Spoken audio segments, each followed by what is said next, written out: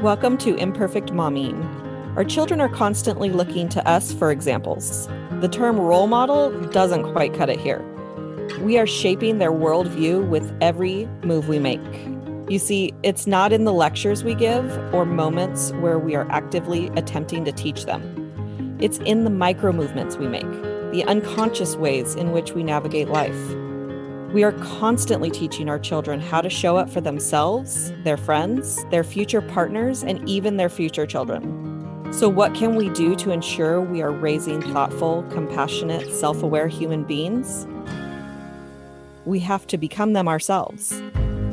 No one is perfect, but we can still all be better, and it starts with self-healing. Let's get to it.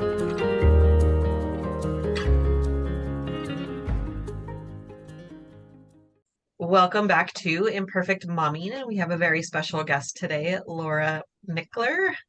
You got it. Yes. Not the town. What's that? It said not to be confused with the town near you. So Yes. So there's a town called Minkler, and it has like 4 people that live in it. So sorry if I insult the 4 people that live there. Anyway, welcome to Imperfect Momming. Thanks for having me. Absolutely. So tell us a little bit about who you are and what you do. Yeah. So, as you said, I'm Laura Mickler. I am a mortgage lender, and I live the next biggest town near to where I live. I live near Muncie, Indiana, which most people have never ever heard of unless you happen to watch David Letterman. He went to college in our town. That's about our claim to fame. I have been a lender for about 9 years. So that has been through various, laws and interest rates and pandemics and all the things that have been happening. So I've seen a lot of things, and it really surprised me when I started doing this, the family dynamic and how that plays into, what people's finances look like and that sort of a thing. And I'm sure we'll talk a lot more about that here in a minute. But my family, I live with my husband, and then I have 2 boys. So I am myself a mom and have probably gone through all of the mom emotions and various things with that, and have been a different type of mom at various seasons in my life. So I stayed at home at one point, 1 kid traveling, you name it, it's probably happened to our family. So, yeah. And right now, you said you are the breadwinner. Yes, yes. So that's been probably the past 2 years has been the dynamic of our household. And actually, my husband and I have shared on a couple of other podcasts about our marital finances. And I know that's we did a whole podcast on that. So I know that can be a whole topic, but, kind of what, so he jokes that he's retired now. I call him the house manager. So we were able to do that a couple of years ago. My business really took off, and there came a point where, which I'm sure some people have gotten to, where, a job's pay does not outweigh physically having that person available to pick kids up from school. My husband at one point had to miss t-ball games and all those kinds of things because of his work schedule. And so, and I know on the flip side of that, I know a lot of moms have had that same kind of thing as well. So it's a tricky thing to navigate and everything like that. Have you noticed that this is a trend of women being the breadwinners and men going back to the role reversals switching? Yeah, I would say I've definitely seen, and it just, I don't know if you've ever seen that thing that goes around on social media. It's like explain your profession badly. And so I say that I delve deeply into people's personal information and put them in debt for multiple decades, which is what I do as a mortgage lender. So, so saying that, I see a lot of W-2s and pay stubs and people's financial situations. And I would say it definitely is. It's not always, husband as breadwinner and wife as stay-at-home mom. I will say even most relationships, I think ours is, my own relationship is unique. Even if the wife is the breadwinner, I don't see a lot of husbands staying home. They generally just keep working. And I'm sure you have talked about, invisible work that we as women have and as moms, and, that's a whole other topic as well. But, I don't see a lot of just stay-at-home dad type of situations. But I would definitely say, more than I did probably 5 years ago. And I don't know if it's pandemic or just the way society is going. Women are finally stepping into it's okay for me to be the breadwinner, because I know that was it was really funny in my family when we decided to make that decision. I come from a very traditional farm type of community, so my grandpa had the reason he loved my husband so much was because he had a good job. And so, it's just that kind of mentality. And so, we shared with my parents and they were like, that's wonderful. They knew how successful I was, that kind of thing. But it was like this understood thing that we couldn't tell my grandpa that, my husband was quitting his job, because in his eyes, that was, unheard of, and, what a deadbeat and that kind of thing. When in reality, oh my gosh, the mental stress it's taken off of me is phenomenal. Yeah. Actually, we haven't talked about the invisible work Oh gosh. that women do. The Yeah. thing that, not as a topic on the podcast, but that's a Mm. good one. I have seen, um, gosh, my brain just No, went you're away, fine. but I have seen a meme basically that was, or something. I see a lot of memes, so we'll say it was Yeah. a meme. I love memes, so I'm with you. Yeah. It's a great one. I get my news and all my other information Yes, yes. from memes. Is that, women, the thing that keeps coming up is that women work a full-time job and then they come home and they work more hours for free. Yeah. But when typically, and at least in the past, if not now, when a husband would come home, he's done. Yeah. That there's his job and then he's done. And now I remember where I saw that. I was reading a book called Getting Shit Done. Oh yeah, I love it. I love it. Yeah. Yeah, written by a woman. And Mhm. there was a lot of I in my life, I believe in gender roles to an extent Mhm. where, Sure. at least for me, I like the traditional gender role of take care of the house. I do the inside, he does the outside kind of Yeah, a thing. that's absolutely. That and we were, and my sister, I think that it's okay to say this, is very much uh more on the feminist side of like, Mhm. no, that this is equal, just Sure. everybody does everything, or I don't really 100% know what she believes. um Sure. but we're not always aligned in how we see things. And my mom and my brother and I were having a discussion about gender roles, and what we all came down to Mhm. Sure. is that it you have to do what works for you and Absolutely. your relationships. And what Absolutely. everybody else is doing is none of their business. That's None of absolutely your right. And I business. think that Yeah. even goes to, what I set, let's use cleaning the house as an example. What I set as my standard may not be your standard. And sometimes it's not the same as my husband's standard. So we have to try to figure out, we've like in our relationship, we came to the conclusion he is willing to do things around the house, but it's not the way that I would do it. So I've had a little bit of exercise in letting go. So what I'm working on is if it's two-thirds as good as I can do, it's okay. And that's very, very hard for my type A personality. But we've also kind of settled on, even though he's home, we still have someone come and do some deep cleaning for us every 2 weeks. And so that is not, the setup that would work for everybody. But I think you're exactly right, because I have, a friend that's cleaned for a long time and she cleans how I clean, and that kind of a thing. So you're exactly right, and it really is, and I think even it gets tricky with families, like you said with your sister, because they want to insert their opinion on how your life should go and that's hard. You have to kind of balance that too. So I think it's, yeah, you're exactly right with that. It's definitely situational. It's definitely what your family's values are, and and again, I'm just sharing what works for our family. Some people may be hearing this and say that lady's nuts. I don't think that's, that's how dare she make more money than her husband. That's okay. So yeah, it is what it is. Luckily, in my family, at the very minimum, between my sister and I, we have very mutual respect that what she believes is what she believes, and what I Mhm. believe is what I believe, and I have to live my life, and she gets to live hers. Absolutely. And that's that, and we don't really try to force the other person Sure. to, Sure. and the reason that we came to this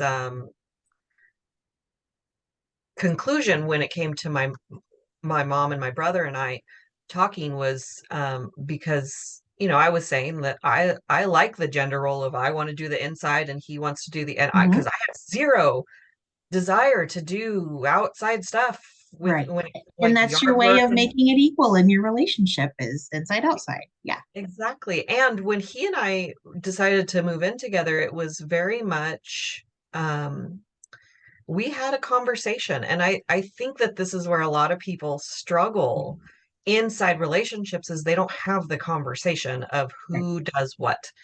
Right. And when they do have the conversation, they don't revisit it ever. Hmm. So when we had our conversation, he said, I like doing the weekly chores. I like doing stuff that because I like to do the hard stuff on Sunday. Sure. I want to have Sure. Saturday to do the fun stuff, and then I want to do the hard stuff on Sunday. And I was like, I like routine and I like doing the same thing every day. Sure. A So little bit at a time. And yeah.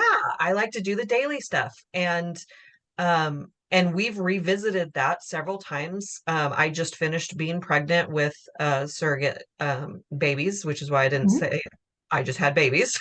Yeah, absolutely. Um, but and I had my first time with twins, first C-section, and there was a lot that I couldn't do physically, and we didn't have to have a conversation about you need to pick up the slack. He just picked Sure. up the slack.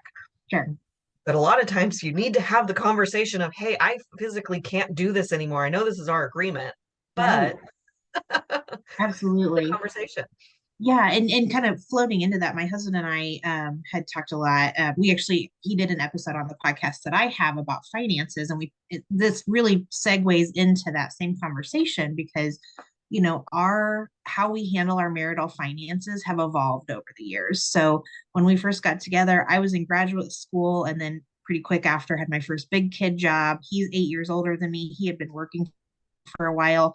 We just both contributed to bills at that point in time. And then we had our son and, still kind of stayed the same, but then, it just gradually evolved. And then we had a period where I stayed home and now we're in a period where he stays home. But we have communicated, that through our whole relationship. And the same thing goes with, and I know, money is a source of stress for a lot of people. It's a big reason a lot of folks get divorced. And, it I'm not saying that you can fix everything by talking about it, but it sure brings things to light even early in the relationship. I was listening to another podcast and they said that, you know, in relationships, good or bad, a lot of people will get naked with someone before they'll talk about money. And I think that's very telling that can be, you know, a huge source of issues in a relationship if you're not communicating that, if you're not, like you said, revisiting that very often. And so, and I've even had that in my own work at the closing table.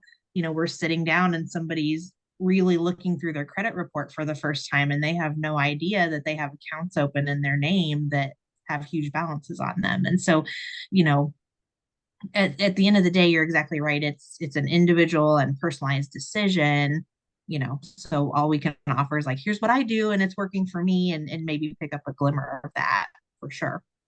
What an interesting concept that they're willing to get naked with someone Mm-hmm. before talking finances. It's Yeah, so that slaps you in the face.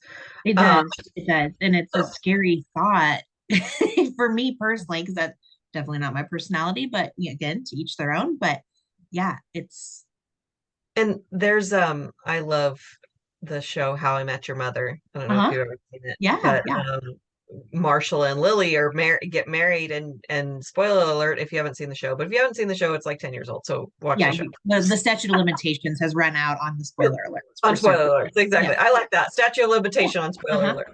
alerts. Um, but she has credit card debt that Marshall doesn't know anything about because she's, a shopaholic and she's Mhm. got 18 credit cards open and they're all maxed out and he wants to buy a home and Sure.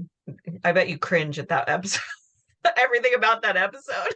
I don't, because it's very common. I mean, that's sad to say. Like it, it definitely happens. I know, I have several friends that used to be bankers, and they, people would come in and get loans. And one guy made the comment, "I've bought my house 4 times now."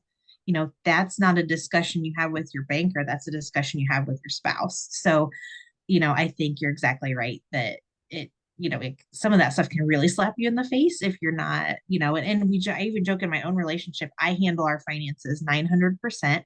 And I joke that my husband is just happy as long as his debit card works. And, he knows I work in that industry and has complete faith in me. But at some point, I'm like, I don't know that you should. Like, you need to question some of this and check your own retirement balances. And, some of those things that we have, you got to protect yourself, I think, in that, because you just don't know what's going to happen. So I want to say this, and then I want to ask you a question about Yeah. what 4 times paying for your house 4 times Yeah. means.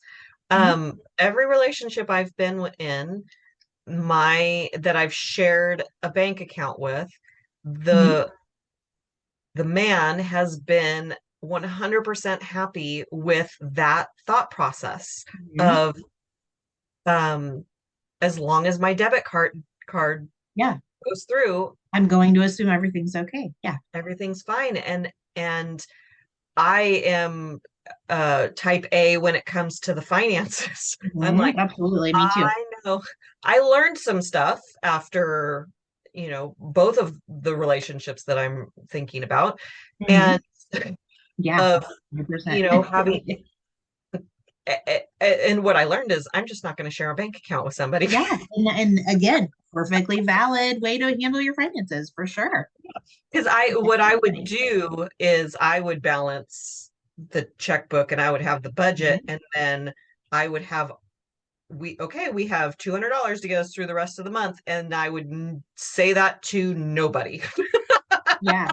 Yeah. And so they would be using the credit card, and I'm like, how dare you use the debit card? How dare you use the debit card?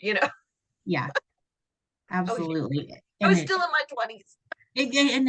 we all live and learn. I shared a bank account with a boyfriend at one point, and it was a pain in the butt to try to separate. Luckily, I didn't get completely, upside down on that kind of thing, but it definitely happens. And I think part of that too is not, you need to not feel shame if something like that happens, because you have no control over somebody else. You don't know how they've been taught to manage money. Again, a good place for a discussion. However, really all you can do at that point, scrap it, move on. We all have a story like that where something's happened. And I think a lot of people just don't want to talk about finances for that reason. And I won't go in, my little feminist heart won't go into all the reasons for that. But yeah, it's, don't, we've all been there. I'll just leave it at that. Yeah. Yeah. So what I meant, to answer your question on paying for his house 4 times over. So basically, what had happened was, they bought their house, they paid it off. She ran up some debt, so they borrowed again, paid it off. They've been through that process 4 times. And so I will tell you, I live in an area where houses are super duper cheap. Some people are like, I can't fathom the amount that a Okay. house costs. Yeah. I'm talking maybe $50,000, $60,000 at a time. But over the course of, 10, 15 years, and kudos to them that they paid that off so quickly, all 4 times. But yeah, I'd also be a little frustrated having to borrow again and borrow again, borrow again. Yeah. That definitely, especially when it's just a spending problem, Mhm. like, I mean, Correct. that, Yeah, it wasn't, oh, we had a major medical issue, or, it wasn't anything like that. It was just getting spending under control. yeah, because I live in California. Mhm. Yeah. You are the reason, you Californians are the reason we have so many laws and mortgage. Yeah. We joke. Every Um, year they do that. So yeah. yeah, I like my boyfriend and I are wanting to buy a house, and Mhm. we've been wanting to for several years. We've been in the Yeah. position to for several years. And we haven't because of the prices. Like, and we had a realtor tell us, like, the houses are, yeah, they're a little more expensive right now, but the interest rate is so low. So Mhm. you're paying $20,000 more than what the house is worth, but if later on the interest rate's going to go back up, it's not going to be this low forever. And my boyfriend said the other day, like, yeah, but if it was just coming in and buying a house for $20,000 more than what it was worth at a low interest rate, that's one thing. But that's not what was happening. What was happening was it was 20,000, it was selling priced at $20,000 more than what it was worth. And then people were coming in with another $100,000 on top of that, bidding wars. And it was like, yeah, that you're not going to be paying theoretically $120,000 in interest. Right. Because even if we buy a house right now, let's say the housing market's going to crash, and I mean, knock on wood, whichever side you want to be on that. Yeah. But I just want the market to calm down. I would be happy with that part, but okay. Yeah. So, let's say it comes down, but the interest rate is higher. So now the house is worth, I'm going to use California rate prices, $400,000. House is worth $400,000. You come in at whatever the interest rate is right now, 5% or something. The interest rate's going to go back down. You can refinance. Sure. At that point, right? And so I hesitate to say all of this stuff because I haven't looked into it. I only repeat what he's. No, you're exactly right, and that's honestly what and you have to calculate that out. So you have to calculate out, is buying a $420,000 house at 4% interest cheaper long term than buying a $400,000 house at 7% interest, which is what we hit not that long ago.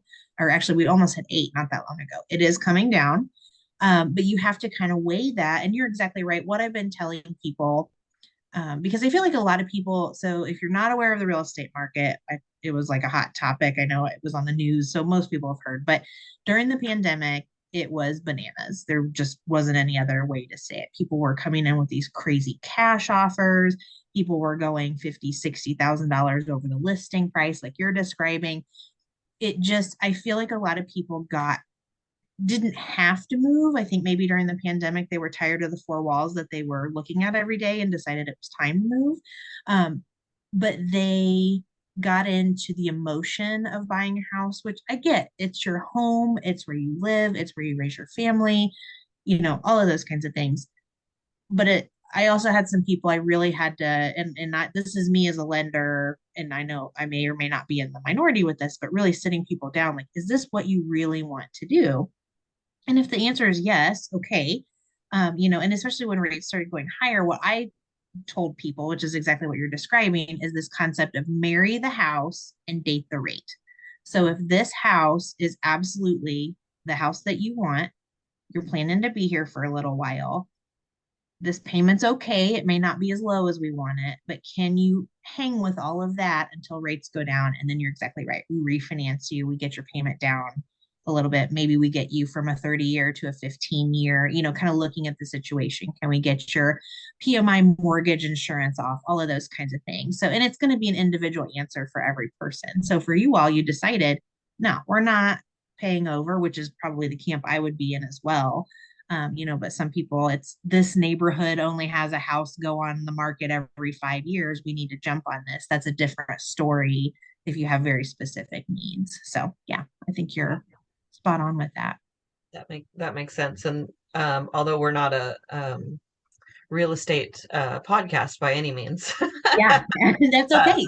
But it all goes into, and that's what I get into on my podcast as well. It's about finance, but you know what? We're going to talk a little bit about fitness. We're going to talk a little bit about mental health, relationships, because they're all interconnected. And I feel like being a mom is 900% that, because if your kids look back and say, remember when we tried to buy a house and mom was a crazy maniac the whole time, like they're going to remember those kinds of things. So and just giving your kid that foundation too. I always joke, I'm like, my kids are going to have excellent credit because they have a mortgage lender mom that's not going to let them have anything but. So it's all connected.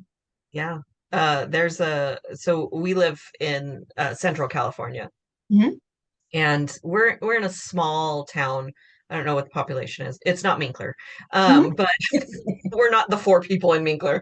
Okay. Uh, but it's a small town. It's a farming town. We rent a house that's on surrounded by grapes. Mhm. Vineyard. It's a vineyard.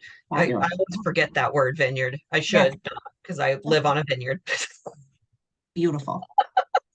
But my son is his school is an 6-minute drive, 7-minute drive from where we live. Yeah. And we're not in town, we're on the outskirts. And there's been uh 2 houses now that I've seen on this block, Mhm. that's a stone's throw from Yeah. Yeah. my son's school. And I'm like, oh, I really wanted that first house. And we were thinking about it. Like, it was Sure.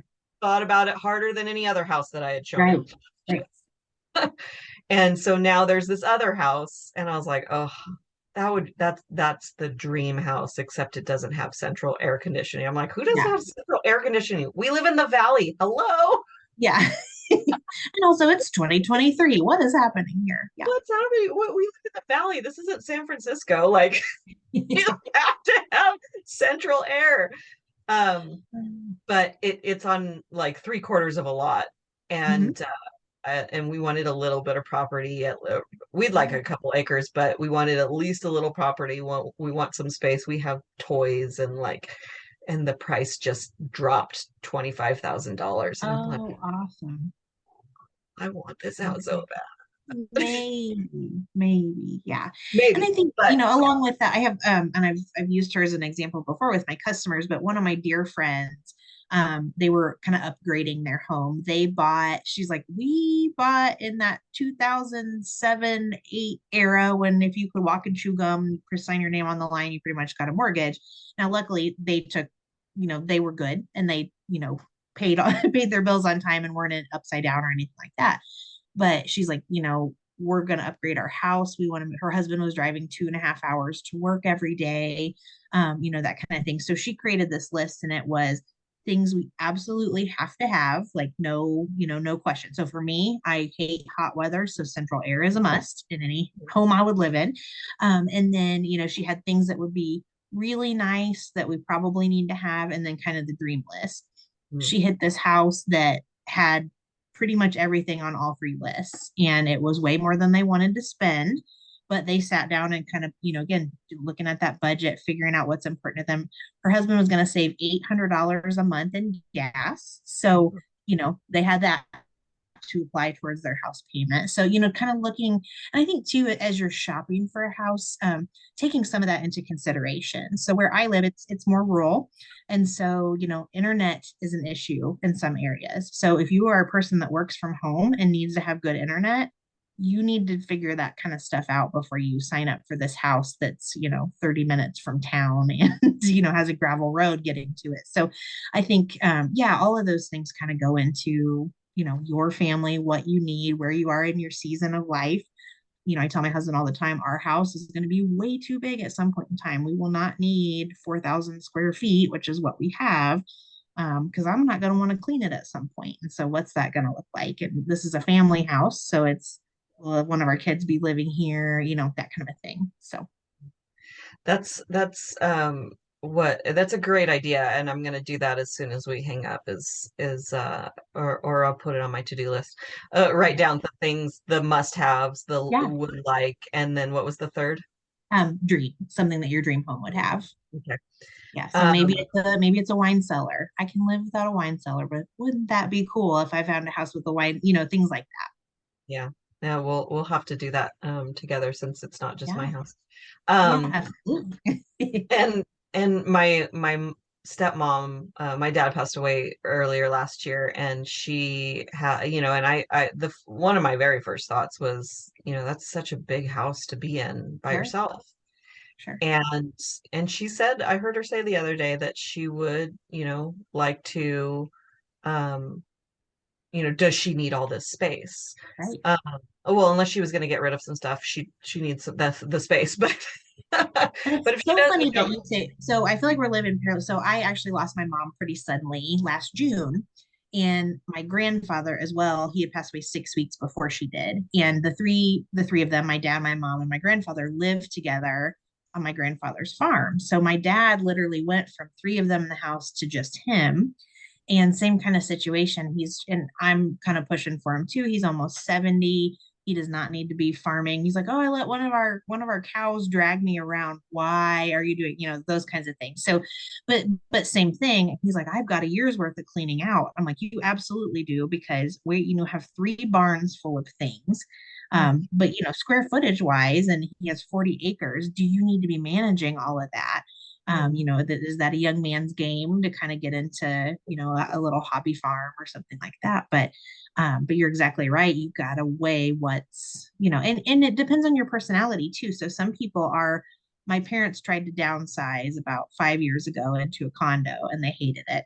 So, they know that they like their stuff. And, some people are like, get it out of here. I'm ready to travel and just have a little home base. And, so figuring out what works for your family, or maybe you are in a situation where you're blending families and now have, a need for more bedrooms or less bedrooms or any of those kinds of things. So it's definitely a moving target. Like we talked about the communication with, with your financial situation changing, your family situation does too. It's our grandkids moving back in with you, all those kinds of things. yeah. Yeah, I think she wouldn't be happy with small, but I don't know that for sure. I think she's more worried about like the prices of houses right now, Yeah. and Yeah. and she's not going to get an interest rate as low as the one she had, which is where Right. I was like, you can, refinance all that. But maybe she's more limited, with her current, that she's retired. I don't Mhm. know how that all Absolutely. plays Yep. out, Yep. but I And would it imagine. depends on your situation. Some people are in better shape once they retire. Some people are not. It just depends. So And we found, my boyfriend found 500 acres, 500 acres in a lot. California Okay. for $400,000, Oh my gosh. I think. And I mean, even if it was 100 acres for that much, like he was like, well, we could split it between three of us and it'd be a Yeah. hundred, you know. And I was like, there's no house, it's just land and there's Yeah. There's wildlife. no place. Where are we going to live? That's the that's the Yeah, other question. yeah. And but I was like, man, we could have our own little commune. Yes. Yes.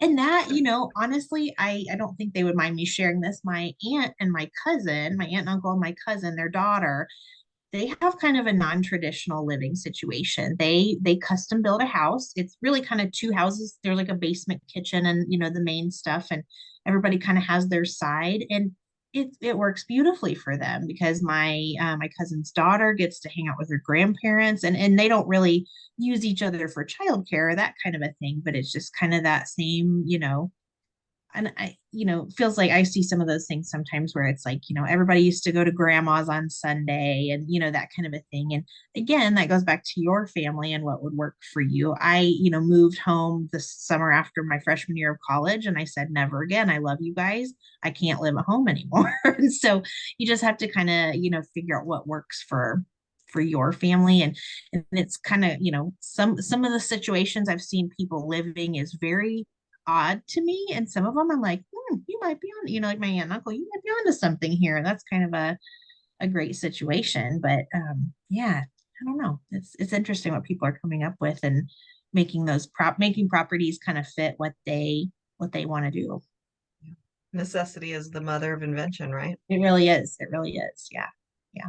The Yeah. problem we run into those when you come up with something really wacky and then you want to try to somebody else wants to try to buy that, and the mortgage market is like, appraisal wise, we're not, barn dominiums are a great example of that. So super cool, becoming a lot more popular, and we have a hard time financing them. So it's, yeah, Did oh, you say a weirdly in a barn dominium? barn dominiums. So you take like a pole barn and convert part of it or all of it into a home. Some of them are very, very nice. Yeah. Wow. but it's hard to get financing. That's It really is. great. I mean, Yep, it's just like the laws have to catch up with technology, then, 100%. it'll get there. Yeah, I mean, so, same thing, tiny homes.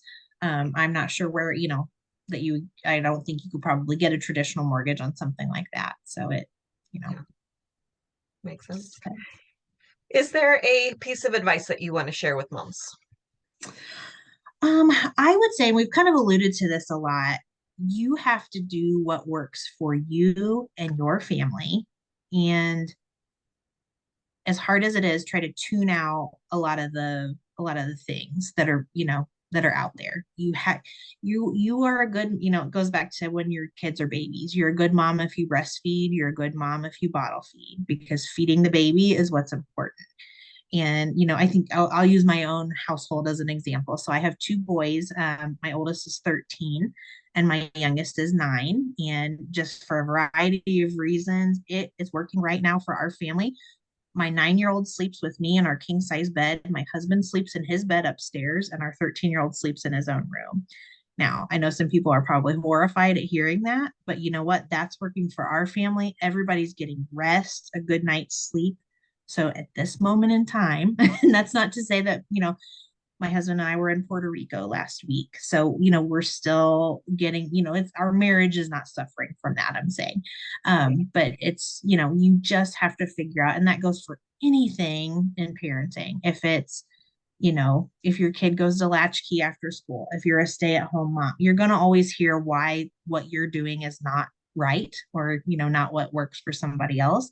And I'm not about that. You just have to figure out what works for you. And yeah, that's the big, and I feel like it starts when you're pregnant. I don't know if you've ever had that experience as well, but everyone wants to tell you their horror stories, and that's what I've said to lots of moms. I said, I'm not good. If you want to hear my birth story, I will tell you.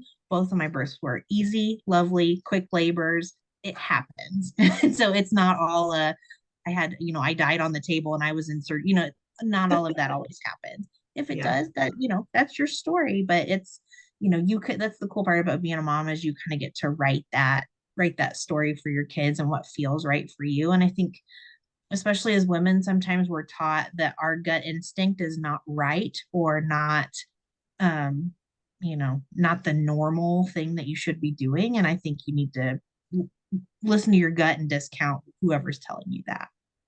Yeah, it's so true that there's always going to be someone Mhm. who is going to tell you that what you're doing is wrong. Yeah. It's so true. Yeah. And And I think you have to find your people too with that. If you're a homeschool mom, you need to find other people that homeschool to be that support system for you, because I guarantee whatever weird thing you have going on, somebody else does too. I'll use a crazy example. So I'm in a women's business mastermind, and we got together in December. And this was so, I mean, we literally had dinner at the Versace mansion, which was, I feel like I'm like out of my league with the women in this group. But we were all sitting around, and we all slowly realized that none of us are sleeping with our husbands right now in this, series of life that we're in, because of, he snores too much. He sleeps in the guest bedroom, or and yeah, I just felt so validated that these other successful women are also, sleeping with a 9-year-old in their bed, because it's, it's just easier on everyone. And so, yeah, it's just crazy. You'll find comrades in the most unlikely of places, I feel like.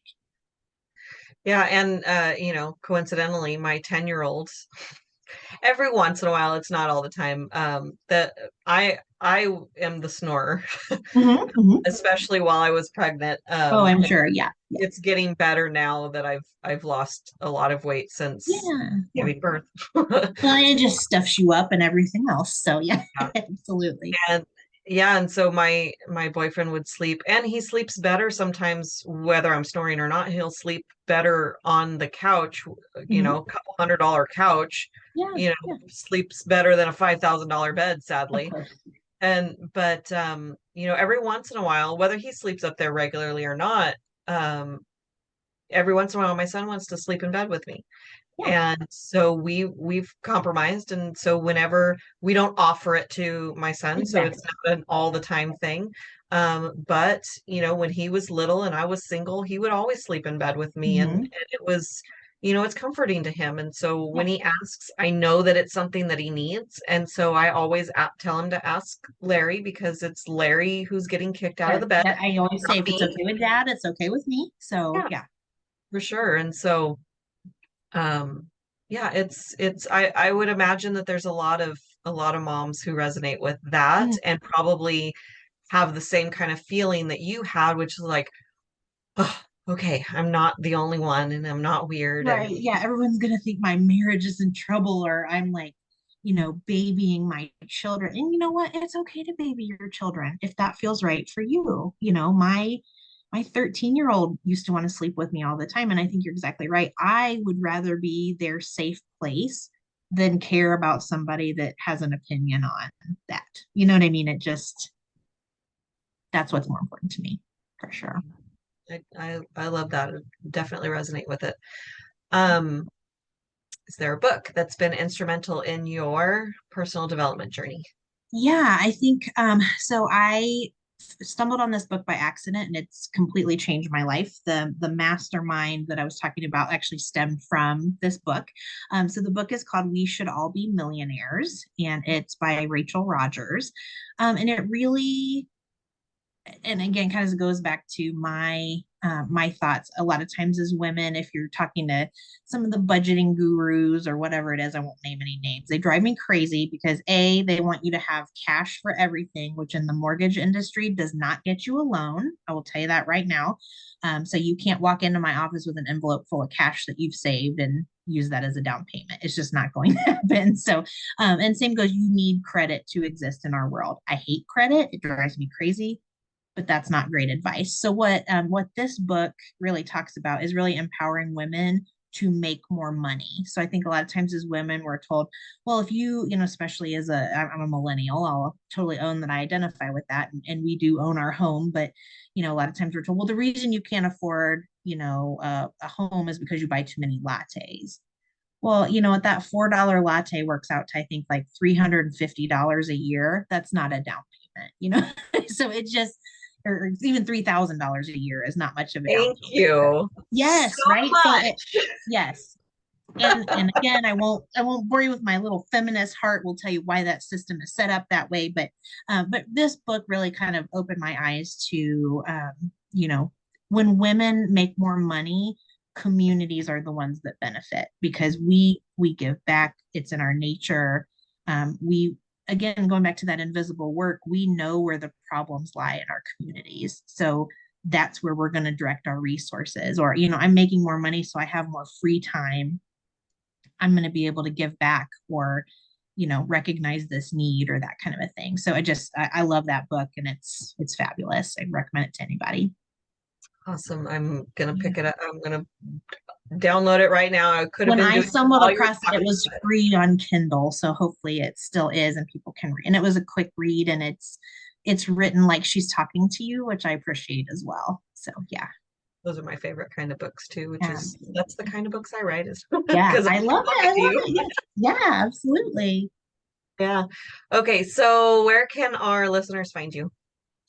Yeah, so I have for my mortgage business, I have actually, I'm kind of a weird mortgage lender. So I have a moving truck that's available for my customers to use after closing. So that's kind of a perk of doing a loan with me, is not having to, buy a U-Haul or that kind of a thing. So my moving truck's name is Millie.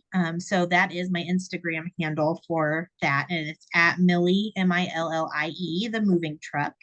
And then if you are interested in listening to me blather on a little bit more in my podcast, it is called Deadbeats, Divorces, and Dividends.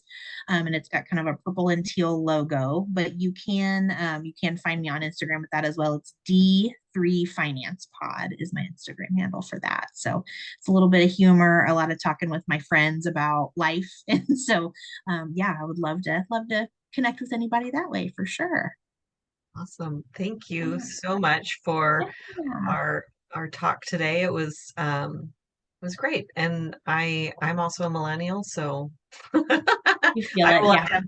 I'll identify that way as well. It used to be such a dirty word, and now I feel like people are really embracing it, which is a good thing. So we can't help what generation we're born into. It just is. So yeah.